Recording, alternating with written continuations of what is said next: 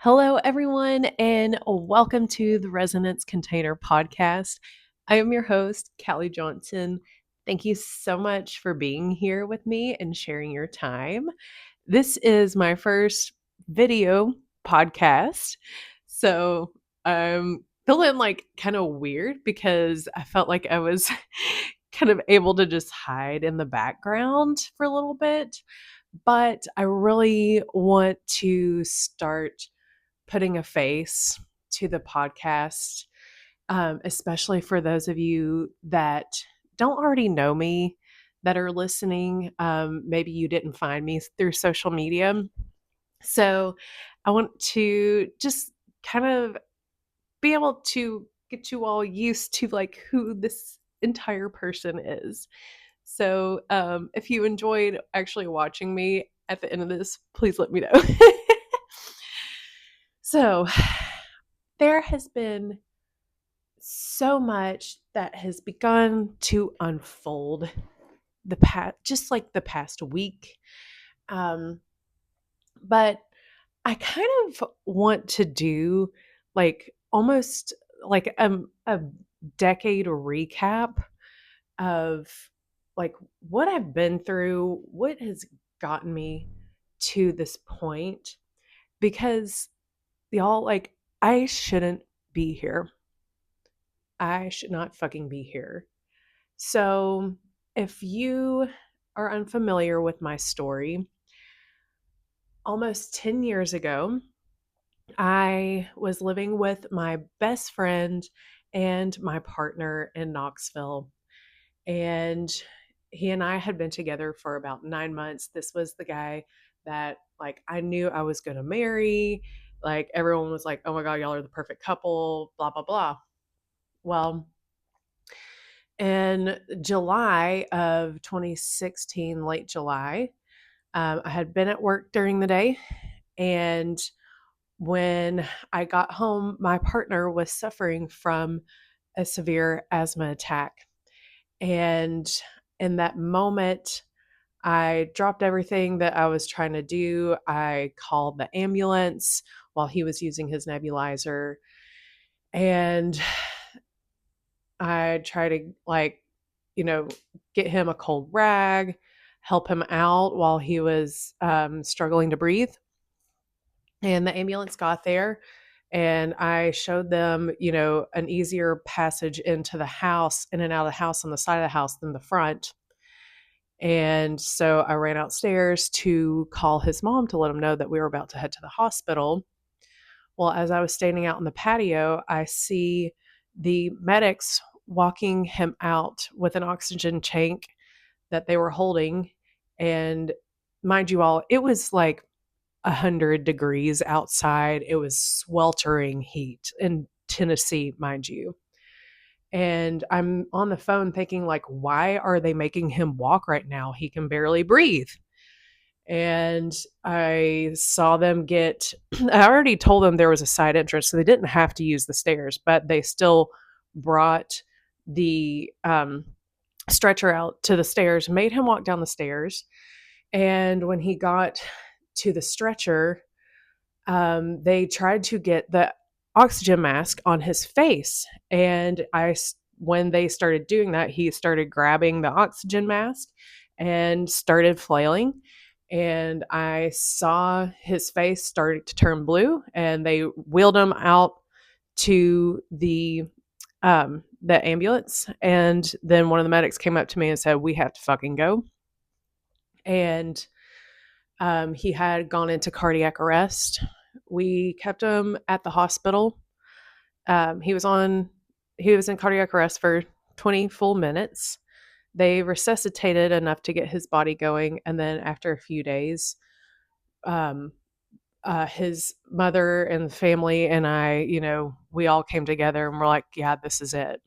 And so they had to, pull the plug.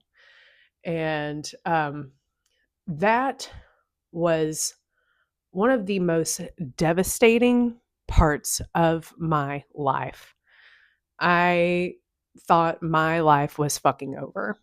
Because, when you see a future with somebody and like you think that things are about to pan out for you, especially for somebody like me that had like yearned to find my person for so long. um I it flipped my world upside down. And there's probably people out there that are like, oh, you were only together 9 months. Well, it doesn't matter. And for anybody out there that has gone through loss, and people try to tell you like, oh, well, it wasn't that serious, this, that. No, it is.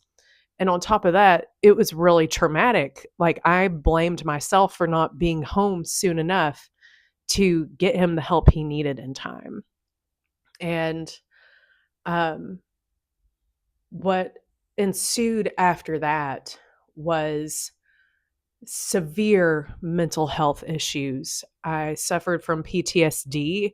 I could barely sit in the front seat of a car while someone was driving without feeling like I was going to have a panic attack or pass out. I was having severe, like really horrible nightmares constantly, couldn't sleep, anxiety, and of course, like the suicidal depression. After about a month, I actually, it wasn't even that long. In the months following, I had suicidal thoughts and attempted suicide about 3 times, and ended up in the in inpatient facilities multiple times. I was a wreck after that.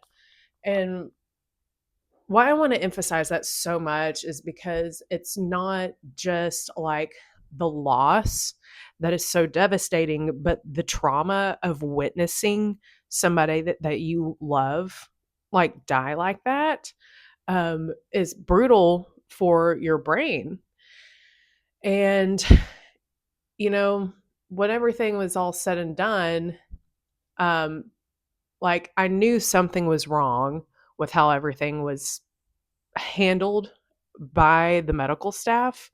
And the family did end up suing and won the case because it turns out you're not supposed to put oxygen on somebody that already cannot breathe. And I was told that he couldn't breathe by the time they got there. You know what I'm saying? Like everything, if if that hadn't happened, if they would have handled it and not made him walk, they would have come in, like I said, to the side of the house, not forced oxygen on him, like he would be alive today.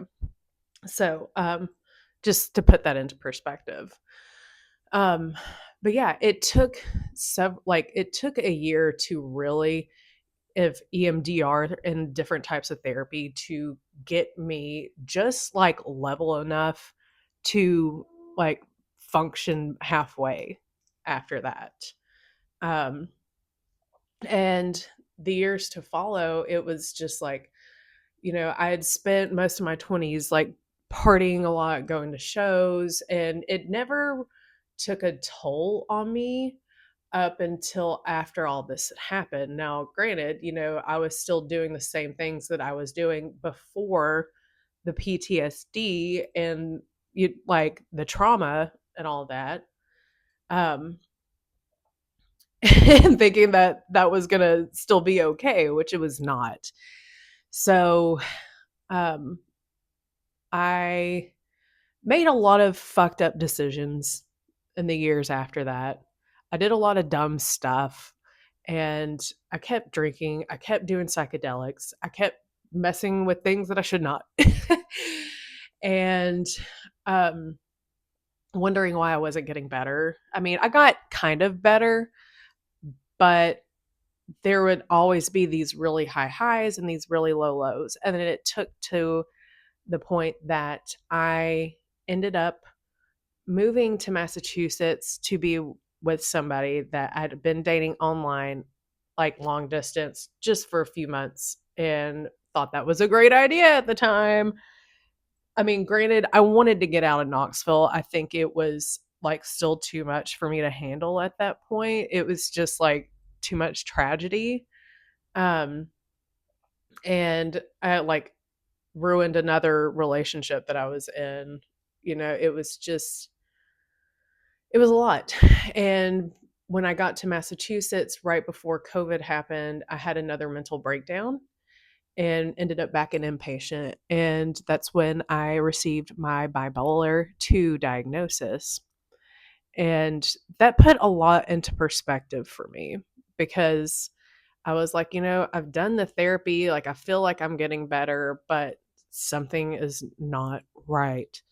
And at that time, having the diagnosis was a gift because what that gave me was a perspective on how I needed to learn to operate around the symptoms that I was experiencing.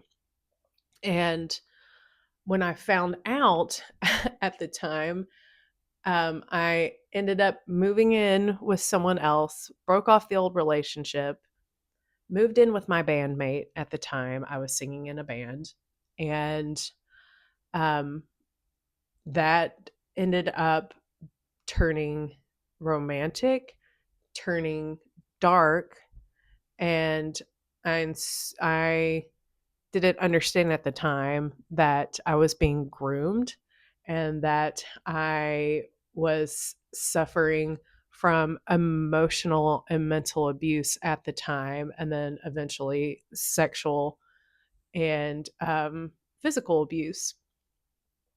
That was not as much, but the I'm not going to go into that, trigger warning though. But sorry. um, but something in me was already lit up at that point, and I wanted to get better. And like I was went through my series of medications, all of this shit, y'all. I mean, it was a nightmare. It was a nightmare trying to figure out what the right medication would be. Like I felt like I was just junked out half the time because when you get a severe mental health diagnosis like bipolar, typically what happens when you are in a Western mental health facility is that they tell you, and I was told this, that bipolar is not curable and that I'm going to be on medication the rest of my life. And at the time, I just accepted that. I fucking accepted that. And I was like, well, I just have to find out what life is like for a person with bipolar. Like this is just fucking me now, I guess. And you know, while it was sort of a blessing at the time, um, it ended up being an identity crisis later on, and I'll get to that. But I eventually did find some medication that worked when I just was on a mood stabilizer. And what this did do for me was help me mellow enough between like my extreme lows in bipolar depression too. You have extreme suicidal lows, and then what they call hypomanic, which isn't quite as high as like bipolar 1 mania, but the problem is you like drop much lower after you have the highs. So I used that in therapy as a tool and eventually left Massachusetts a few months after lockdown let up. I knew something was calling to me at the time. I was, during lockdown, I was talking to one of my friends that was stuck in Thailand, and I was like, gosh, that sounds so amazing. I would love to go visit there one day. And then I had this partner that wouldn't let me do anything without him. Otherwise, I'd be guilt tripped into doing it. And if I suggested anything that was out of the premise, what he wanted us to do, like that was a stupid idea. We should never fucking do that. You know what I'm saying?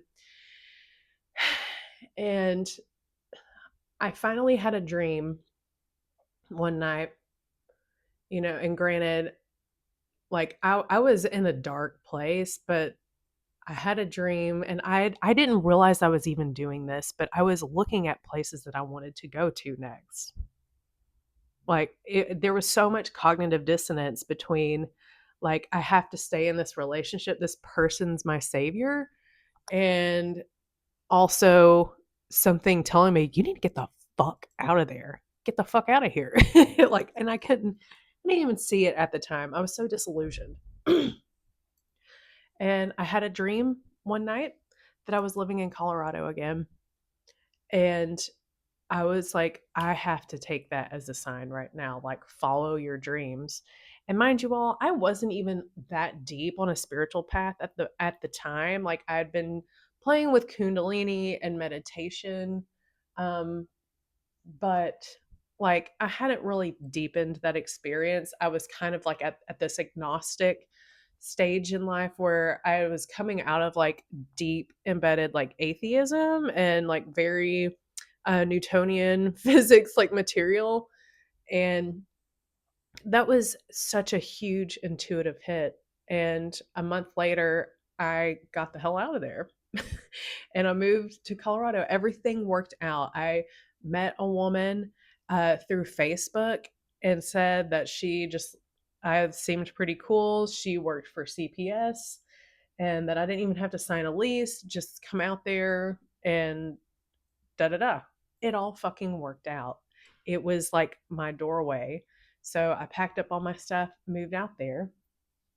And what that door that I stepped through became years of not only therapy, but understanding what I needed to do to no longer be in the situations that I was putting in, no longer, you know, being a victim to what had happened to me or like just victimizing myself over my mental illness. And granted, I was still dealing with it, but I was like, you know what? I want to live a better life. And I started doing really well over the next couple of years while I was in Colorado.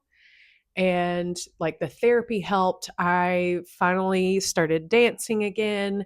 I did a piece for my partner that had passed away. That was the catalyst for me to go learn about embodiment and somatic release because it was one of the most amazing like healing experiences that I'd done up until that point.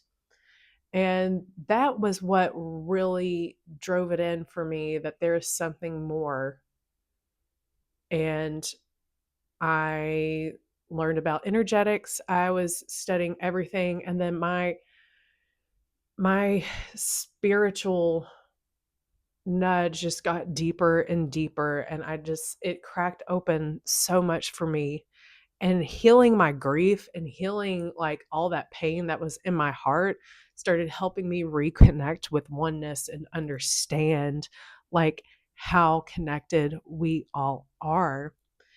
And now I'm in the rabbit hole, right? We all kind of go down the rabbit hole and try different things out. And through that, I started understanding how things that were seemingly bad were actually for me at the time. And I was in a good place. Was close to finishing my embodiment training when I found out that I was going to lose my health insurance and would no longer be able to afford my medication. And I was so stressed out about it at first. And then I thought, you know what? Who makes the fucking rule that says I'm going to have to be on medication the rest of my life? Like, I'm doing a lot right now and I'm feeling better than I ever have. So maybe this is a good thing. Maybe this is for me. And I can put myself in a situation where I have to be held fully accountable for my life and how I move forward and working through this illness because it's like that's just a part of my identity, you know? If I stop identifying constantly with my bipolar disorder, and if I understood at the time that, you know, where my attention goes, energy flows. So, and that our identities or what shape our beliefs shape our identities, and our identities shape our realities. So it's like, maybe if I put in enough effort, take enough responsibility, I can do this au natural over time. And I'll give it a year. And if shit hits the fan and I regress, there's nothing wrong with that either. But let's see what's possible for me. And I did. And now I am 2 years without medication. And it's because I started doing the deep, deep work on myself. I shouldn't be here right now. And what else happened when I started doing the deep, deep work on myself? It wasn't easy at all, y'all. It's been a lot of pain, a lot of tears, a lot of gunk, a lot of mess. And I uncovered deep, deep trauma. I've uncovered my sexual abuse, like my sexual assault. That was actually some of the energetic embedment that was causing some of my bipolar symptoms. I can't make this shit up, y'all. When I started healing that out of my body was when my symptoms started dropping. And if you understand how energy works and where we hold trauma in our bodies, in our chakras, then you'll understand how this works. And this is why I talk about this so much, because I shouldn't be here. I should still be on medication. I should, like, probably still be in therapy. I probably need to be careful that, the next week I don't go into suicidal depression, or that I'm making fucked up decisions that are going to ruin my life. Why is that?